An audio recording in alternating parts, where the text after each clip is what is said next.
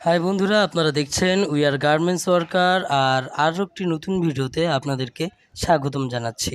আর আজকে আমরা দেখব সুইং সেকশনের ওভারলক মেশিনের আরেকটি ক্রিটিক্যাল কাজ সম্পর্কে, যেই কাজটা সকলেই পারে না।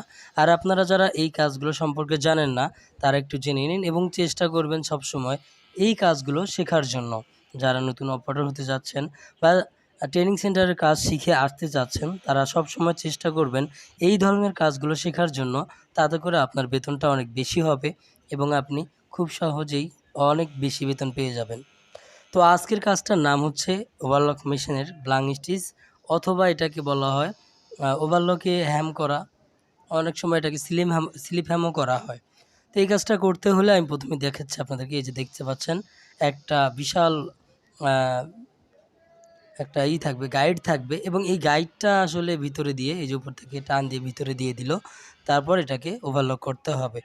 তো আমি দেখিয়ে দিচ্ছি এই ওভারলক করার পর এই কাজটা আসলে কি রকম হলো বা এটার কাজটা কি রকম দেখাবে। তো এই যে দেখতে পাচ্ছেন, ফ্ল্যাট লক মেশিনে আমরা যখন হ্যাম করি, বডি হ্যামগুলো যে কাজগুলো হয়, অনেকটা সেই রকম কাজ কিন্তু আপনারা দেখতে পাচ্ছেন এখানে। এই যে সেম লক মেশিনে হ্যাম করার মতো এখানে হ্যামটা হয়ে গেছে। এই যে দেখতে পাচ্ছেন, পিছনে রাউন্ড করে কাপড়টা নিয়ে পুরা কাপড়টা সেলাই করা হয়েছে, যেখানে একটুও কেটে যায়নি। তো এটাই হচ্ছে সাধারণত ব্লাং স্টিচের কাজ। তো এটাকে ব্লাং স্টিচ বলা হয়। এবং এই কাজটা যারা করে থাকে তাদের বেতন, সর্বনিম্ন বেতন যেটা আছে বর্তমানে, সেটা হচ্ছে 14,000 টাকা। ওভারলক মেশিনের মধ্যে 14,000 টাকা বেতন।